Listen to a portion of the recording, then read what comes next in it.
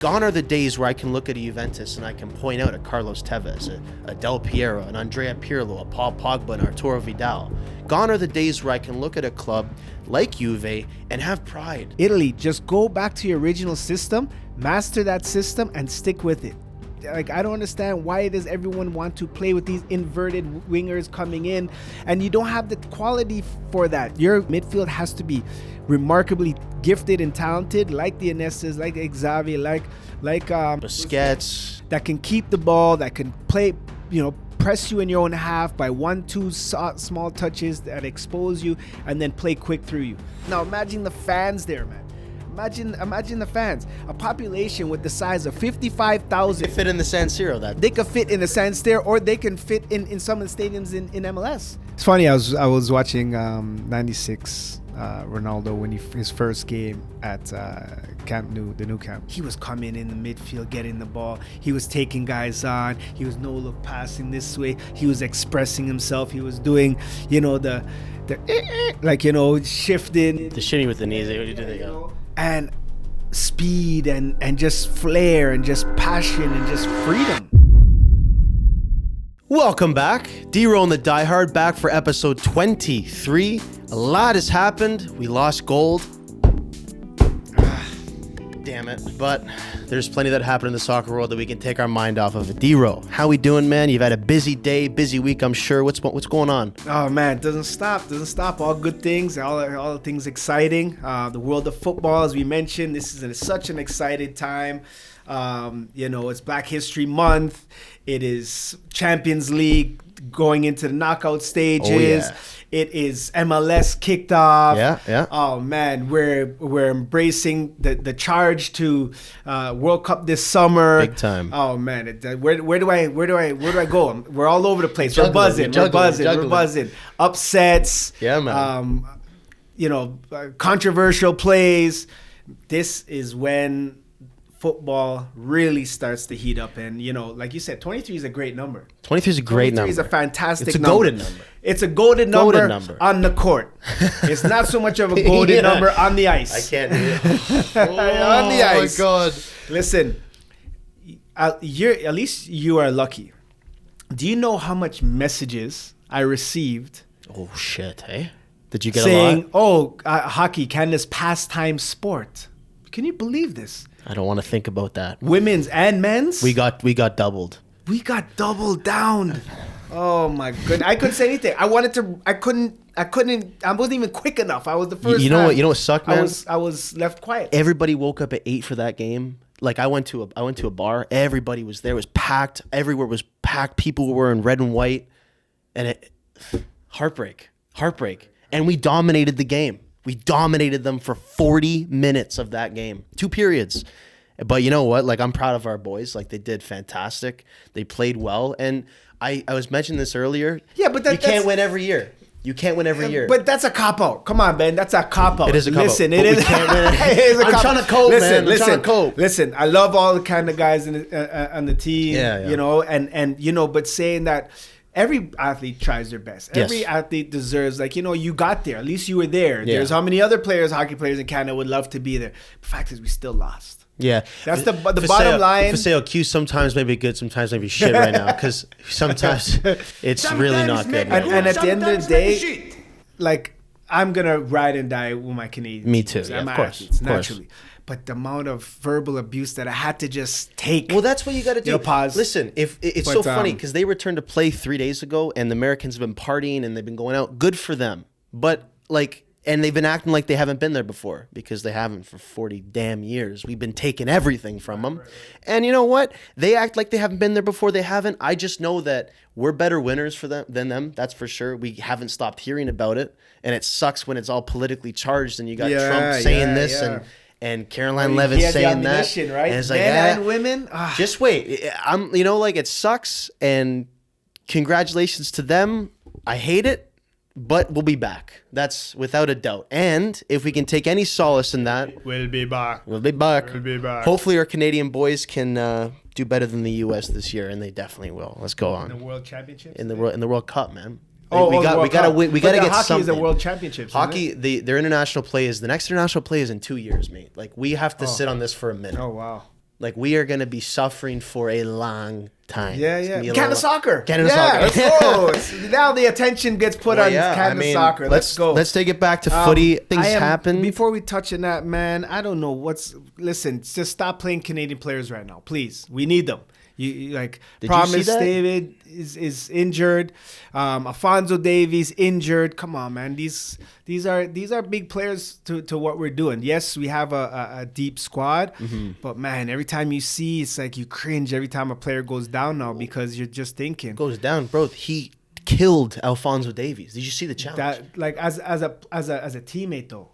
How are you not in the guy's face? How's he not getting punched? How are you not getting at least crowded? Such a nothing play. That was so dirty, man. That was so dirty. It was, and he got a yellow, I think, for it. Crazy. He didn't get a red card for that. That should have been a reviewed red card, 100%, because he had no ambition to play the ball. It was reckless, and now it took a player out. And Davies going to be out for a bit. Yeah, he's going to be out for a month. After he just was out. You know, and I love him. He is injury prone. That's a fact. But that is an injury you cannot. I mean, I can't say that's an injury prone injury. No. That's what I'm saying. That's an injury. That's not an injury prone injury. That's neither was the other one. That's a guy going at him and complete like hockey hitting him. Yeah. It was ridiculous. I don't want to say he's injury prone. I don't like because as an athlete, even hearing that you cringe because it's like I'm not injury prone. It's like I got tackled. That's true. He's a valuable player. When you're a valuable player, unfortunately, people are going to come after you. Yes. Injury prone is someone that constantly pulls their hamstring or like has injuries that, you can't, it's not a tackle. Injury case, I'll rescind that, but he gets injured. He gets injured a lot. That's my boys, man. Yeah. Come on. Let's just take it easy on the Canadian players. Let's just sensitive. Note to all the managers out there, just keep them on the bench. Let them ride the bench. Yeah, we need them. Throw in a couple of exhibition games against 4th division opponents. You play them then, pad the stats, and I'm okay with that. But speaking of European football, I got an Italian sweater on today. They suck in the Champions League. Italian football is in such a horrible, horrible place right now. You look at the Italian champions of the league last year, Napoli, they get knocked out of the Champions League group phase, the league phase this year. Juventus gets knocked out by Galatasaray. Inter gets knocked out by a team that has a town population of 55,000 people. And Atalanta have to pull off a miracle comeback just to survive, just to get into the round of 16. And then on top of all of this club trauma you have with the Italian sides, the international team is yet again, for the 3rd straight edition, in World Cup qualifying playoffs. Off of the surface of that, what the hell is going on with the Italian clubs? Yeah, I would say Italian football in a whole is not looking good. National team struggling, leagues struggling. It's a little disappointing. You expect at least one or two of the teams to be deeper into this competition. They were in the final last year. Yeah. We have one team that's holding on for dear life. But you know what? It's like we said, Italian football on a whole. Because the reason why I say that is Italy has to really take a good look on how are they developing their future and what is the plan of development for Italian soccer. Because it's one thing to get your national team is going through a transitional phase. There's another thing when now your league is struggling. Because this is a huge significant in terms of how you represent the Serie A. Yeah. Right? This is a representation of the Serie A. So if teams are getting knocked out, the rest of the world is like, oh, Italy soccer is not that good. I still think Italian soccer is one of the greatest leagues of up there with the Prem, up there with the Bundesliga, up there with La Liga. But it's not reflecting. No. That on the results. And you know what? To see a Juventus side go to 10 men, again, questionable red card. Very questionable red card. We can have that discussion. Questionable red card. But nonetheless, they still show resilience. They still come back into the game. They show a good fight, but hats off to Galatasaray spending the big dollars, spending the big bucks to bring in impact players. And are those impact players delivering?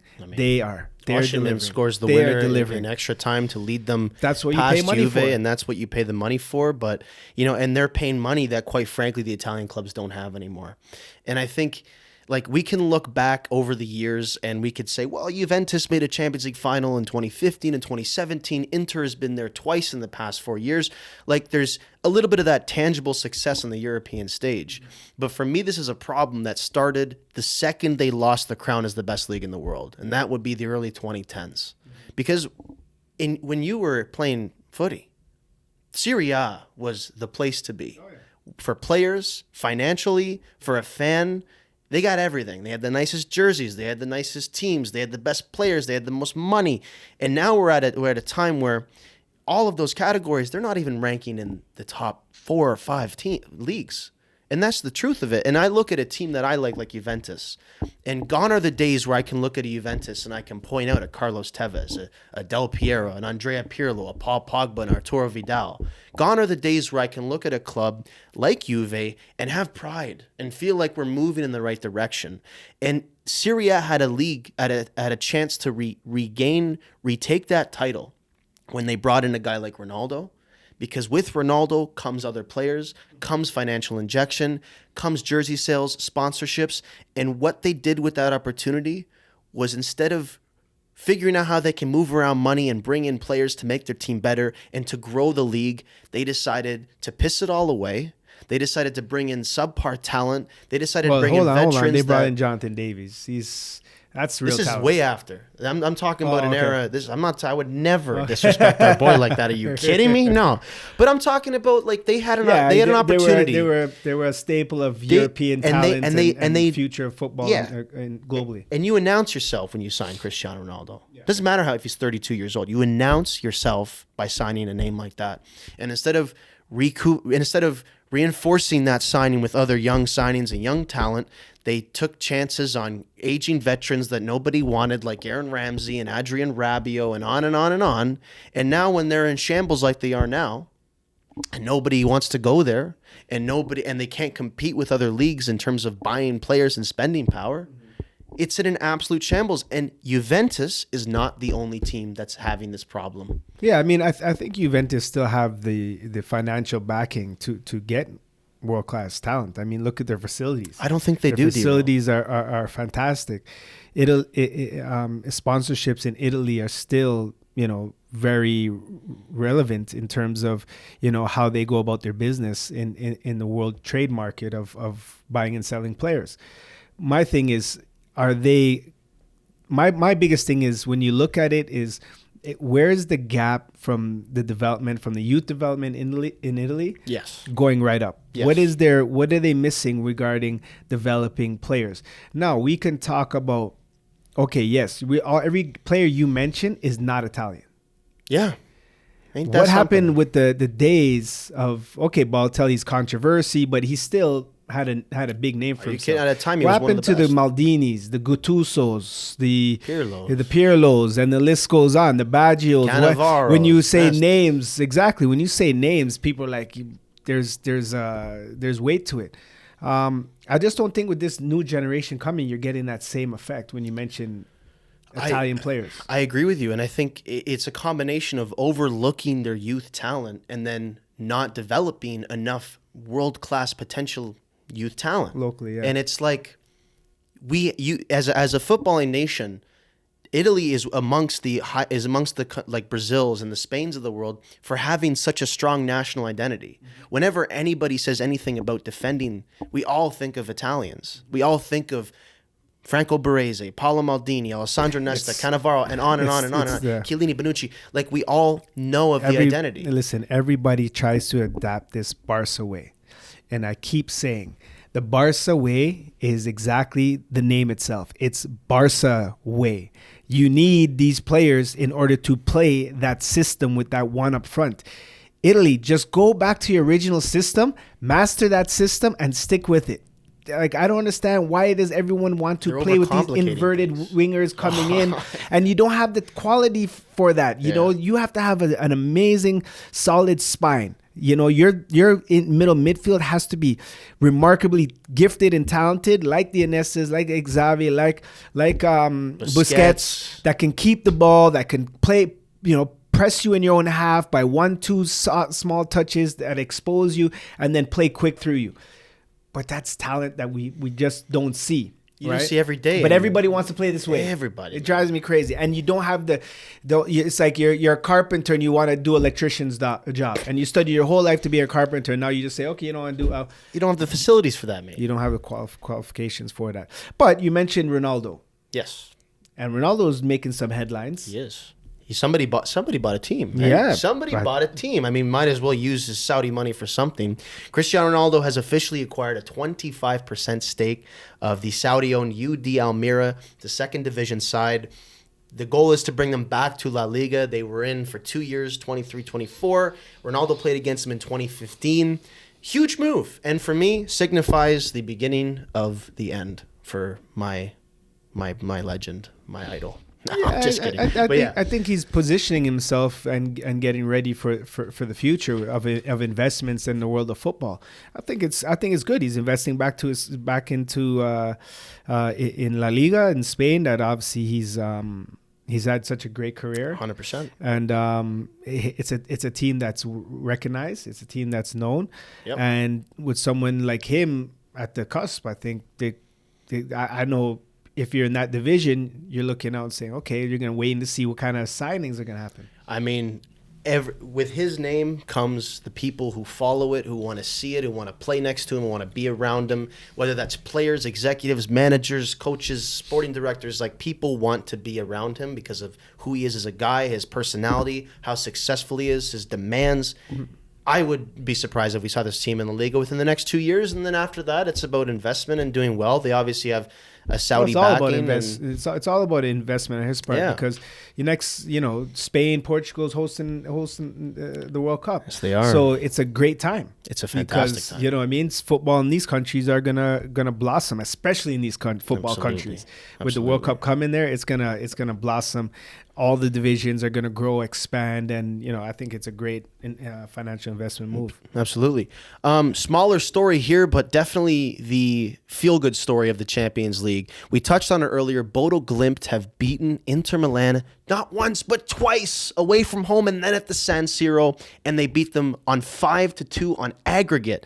This is a team that has been playing in the third division, been relegated, had financial struggles. It's in a town of 55,000 people, and at one point in their club history, they weren't even the best team in the town. Yeah, this team has undergone adversity like you wouldn't believe, and now they are in the knockout round of the Champions League. They're either going to play Sporting Lisbon or Manchester City again. Amazing and story. Throughout this campaign, they've drawn Tottenham, Borussia Dortmund, and they've beaten Man City, Atletico, and Inter Milan twice. It's the Cinderella story of this 100%. year. They have a really good winning culture, and their coach has an approach to the game that I want to run by you. I saw this video of their manager discussing his tactics and how he changed around the vibe and the environment of the club, and how so they were before he came in, which was before 2020, and since they've won 4 league titles. Before he came in, they were so focused on winning and losing. They were so focused on tangible things that you can view and you can define success out of. He comes in, he eliminates the term winning and losing, and it's all about growth. Personal growth, collective growth, and moving, setting the goal somewhere where you want to be. Eliminating that if you lose, it's a failure. If you win, it's a success. More so about the journey. We want to get here, and how are we going to get there in a healthy, constructive, and sustainable way? What do you think about that? I love it. It's the same approach I use in my academy, to be honest. Yeah. It's the exact same approach. It's not about winning and losing. It's how you win and it's how you lose. It's how you conduct yourself, and are we growing? Are we getting better individually first and foremost, and collectively as a unit? Bodø Glimt, you've earned a fan right here, because that story is fantastic. It's such a great story. I'm a little disappointed why the football world is not really capturing this story more. I think it's really catching on a bit, but it's not enough. No, right. it's not enough. It's not enough. From where they came from, like, it's such a great story, because it's showing with the growth of the Champions League expanding. We're looking maybe at a World Cup story here. right? Maybe a Curacao or a Haiti upsets, and you see them in a quarterfinals, or a Canada. Yeah, absolutely. Because Canada could evenly be like, we still have to earn our right in the world stage of football. We do, yeah. But it allows more opportunity with that third team that could make it. Yeah. More teams make it. Yeah. We can create amazing, fantastic stories. Now imagine the fans there, man. Imagine the fans. A population with the size of 55,000. They could fit in the San Siro. They could fit in the San Siro, or they can fit in some of the stadiums in MLS with 55,000. It's nuts. And you're competing and you're beating Man Cities with Man City budgets and these other teams in the Milans of the world. Like, these are world renowned clubs. So you know what? Like I said, Bodo Glimt. Fantastic. It's an amazing story, and it's a huge inspiration, because any team that's going in, or any team in general that's playing the big guns, look no further. Here's a great expression of anything could happen. The ball is round. Yeah. And I think, people are comparing this to that really legendary run that Ajax had in 2019, where they beat Juventus. They made it all the way to the Champions League final. They beat Real Madrid, and that's my point. Still Ajax Amsterdam. Still had a guy named, Johan Cruyff played for the club. Yeah. We're talking about a team that... And Gullit and everybody, and legends. But we're talking about a team that you don't even know what their names are. You don't even know this town existed. They're located above the Arctic Circle, for God's sake. Like, we are talking about... You thought Ajax did it against all the odds. Yeah. This team has the world against them, but now they got the world behind them. You know what? If I'm a CPL owner, I'm going there and I want to dissect what are you guys doing good over there? What are you guys doing right over there? Yep. And the reason why I say that, because I want to see the CPL succeed. Yeah. It's very difficult when you're losing 5-0 to MLS teams that are mid-table teams. Yes. Or, you know what I mean? And no chance in Mexico. Be honest. There were mountains and mountains. If you're losing away. to mid-table teams in MLS, the Mexican teams are going to do a lot worse with you. A lot worse, right? So, and a lot of these teams are still putting on their second string teams, right? Yes. But hey, it's a good opportunity to showcase the talent here. It's a great opportunity for local kids here to get inspired. But I'm talking from a managerial standpoint. You just go there, ask questions. How did you guys beat Man City? What's your approach? I'm intrigued. Yeah. No. To know what's your recipe for success there, because we want at least somewhat of that success on this side of the border. But, true heroic story. I wish them all the best. Obviously, now you're really starting to get to the real nitty gritty of the tournament. It's real now. You wanted it. You got it. Listen, Man City's real. Like these the teams that they play against, it's real teams, now right? Dortmund is real. Like Atletico is real teams, right? So I'm surprised they even scored a goal against Atletico with the way they play lately. Great Cinderella story. It's the Cinderella story. If you had bets on that game and you bet Bodo Glimt to make it there far, you're laughing. Money. Nice. Come on now. Classic. Before we end it off, I just want to touch on this for quickly. Orlando FC is in talks to sign Antoine Griezmann. I think that it would be another huge signing for the MLS. He's always had an interest in America, to be frank with you. He even quoted it. He's been to, various amounts of basketball games. He was going to go to Miami, but they already had their 3 registered DPs there. So, having a guy like Griezmann on top of having a guy like Messi on top of and that's huge, especially ahead of the World Cup, man. And I think he makes that move after the tournament's done, to be frank with you. Yeah, it'd be great. I mean, it'd be great for Orlando. It'd be great for Orlando City fans. They need a player like him. They're a team that's still... I watched them play the other day, Orlando. I'm an MLS fan. I try to watch as much games as I can. They're a team that's still missing the it factor. Yeah, the it factor. The guy. Right, especially in that midfield. Not taking away from the players they have, but if you get a guy like him, he could definitely make things tick and turn things over to head them in the right direction. But it'll be great. It'll be a great story for their rivalry, Inter Miami. Now they better come correct, because Inter Miami is right there, and we've seen Inter Miami sign other players in the past, and if Inter Miami gets him, oh jeez, okay, we got to spread it out a little bit though. I'm sick of this super team. I'm gonna say if they get him, then what? Then what? Then what? They're gonna run over everybody in the league? Give him to somebody else. You got Leo Messi on your team. Yeah. They didn't run over my son in the Nations League, though. I'll tell you that. Let that one sit. Let that one land for a second. Sizzle. That's right. Game winner. Players. Right. Hey, look at Bodo again. That's right. Hey, it's not who you have. That's right. You know what I mean? Come on now. Let's hit the offside or on point. I got a question for you here. Would you rather have Barcelona or Arsenal win the Champions League? Given now think about this a little bit. Man. Given you love them both, you haven't seen Arsenal win in a long time. You haven't seen Barcelona win in a while, to be fair either. Given their current situation, what we've been talking about, all the vibes around the team, what it would mean to the club, who would you rather win the ultimate crown of European football? Can they tie and both win? Arsenal, Barça penalty. I would say I would have to go with my first love, and that's Barça. Yeah, that's fair. I thought you would say Mario that too. days. And, yeah, the heritage there. For you, Maradona. Of course. Somebody is Stoichkov, the phenomenon. Stoichkov. That's a good name. The phenomenon. Yeah. It's funny. I was watching '96 Ronaldo when his first game at Camp Nou, the new camp. I was at that stadium. I was on trial at Barça, and I just sat there and watched. I was watching the highlights of the game, and I was just like, I really felt like a little kid. I was sitting in like the sixth row with the team, with my mouth open and my eyes just in disbelief. Like, this guy is so amazing. He Phenomenon has done so much in my personal career. He reassured me that what you're doing, you can do what you're doing and play the way you're playing. Where I was playing in this very English style of Canadian soccer, where it's like, stay up, launch the ball, get in behind the forwards. He was coming in the midfield, getting the ball. He was taking guys on. He was no-look passing this way. He was expressing himself. He was doing, shifting. The shitting with the knee. And speed and just flair and just passion and just freedom. Yeah. Is really the word. Freedom on the field. Whatever his instinct felt, he just did. And I was like, wow. Like, it's so hard to mark a player like him because his improvisation is just on the next level. His creativity, his football IQ. He can problem solve. He's quick. He's power. He's fast.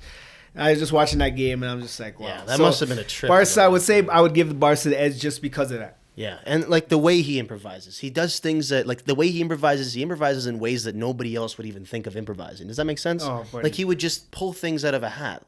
Yeah. And like there's a reason, again, we talked about this before, we mentioned this line, there's a reason he's called the phenomenon. And imagine seeing him in person was a transcendent experience. What a player. Before we sign off, you wrote an article for Toronto Star. And you had a couple really good quotes about the World Cup, a couple very inspiring quotes that I wanted to read off before we ended off the show. First one is, the World Cup inspires participation, especially amongst young children. Kids see players who look like them, who come from similar backgrounds, representing their countries with pride. Talent can come from anywhere, including right here at home. Grassroots programs grow, dreams feel closer, pathways feel real. Well, so well said. Thank you. Second quote, and to end off the article was just fantastic. I think back to the kid I was in Scarborough, kicking a ball against a wall on my concrete school playground, dreaming big without fully knowing how far the game could take me. Had the World Cup been coming to my city then, it would have made the impossible feel possible for countless more kids like me. Hell yeah, man. That is like... Can I get a button push? See, get this. That was just like perfectly encapsulating the way that a lot of Canadians are feeling about this tournament coming here.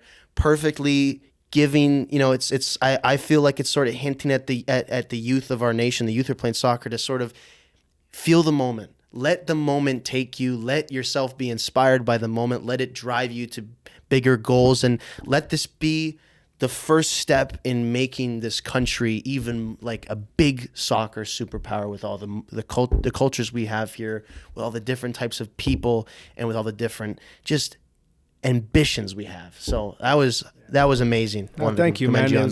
Thank you, Toronto Star, for allowing me to write this piece. And it was a hard one because there was a lot of passion, a lot of emotion in this piece, believe it or not, because I'm just like, I'm envisioning the moment. And when I'm talking about, think back when I was a young kid at Scarborough, I actually put, brought myself back to, man, imagine I was person I was back then, knowing that the World Cup is 4 months away, and just how I would have felt. It's an amazing, unique opportunity for our youth. It's an amazing, unique opportunity for our sport, for our federation, organization, for the growth of the sport in this country. And the most amazing thing that I'm looking forward to, there's no going back. No going back. There's no going back. We're going to see a football standard to a level we've never seen in this country before. And I hope we, on the decision-making side, embrace that, take that as a challenge for us to be better, do better, provide more. Because, when you look at a soccer team, it's 22-man roster, 24-man roster. That's a lot of opportunities you're providing to communities and kids, right? And that's just one team. It's a lot of young kids who grew up with that mentality like that you had, right? That you're viewing the game, you're watching the game, you're recognizing, you're identifying yourself in players. There's a lot of kids that went through the same journey. Yeah, but now it's tangible. And now it's tangible. Right there. They can smell it. They'll be able to smell it, taste it, feel it. Whether you're at the stadium or you're at the fan zone, just be immersed in that culture. If you're a parent, you have a son or daughter that loves the game, are passionate about football, just bring them out and just watch them just smile and let that energy and the environment just take them, because you're going to have fans from Senegal. We're going to have fans from, all over the world here, Germany, all over the world here. Yeah. Let them see and feel that culture and that passion. And you know what, that could stir a next generation where we're not having a discussion no more about, are we going to make it? The question now is going to be like, okay, the goal is set now, semifinals or finals. Are we going to win the World Cup? Do we have a chance to win the World Cup? Not are we making it out of our group? So that's the goal. It's a tangible thing. We see it with other sports. You see it. I mean, like, think about all the guys, and I don't want to bring it back to this horrible thing, not horrible, but the Miracle on Ice with the U.S., right? That happened. They made it into a movie, but that win in 1980 inspired a whole generation of kids to play hockey. And then they got to a point where they were going to gold medal games. They were winning the gold medal games eventually. And for us, we can take these various examples of what's happened over sports history, and you can bring it to here, and we're going to do well, and kids are going to see that and want to be that, not just play soccer, not just kick the ball. They will want to be the next that, and that'll only bring more success. So I think you put it perfectly. Wrap it up. Let's do it. Guys, episode 23 of DeRo and the Diehard. Thank you very much for listening. We'll be back next week with the best footy podcast north of the border. Hopefully this team is doing just a touch better. Oh man, see you guys next week. Again, always appreciate the love, the support. Enjoy football, get out. The weather is turning, the ice and snow is melting, spring is upon us, football is ready, we're ready to go. And next week, every Thursday, DeRo and the Diehard.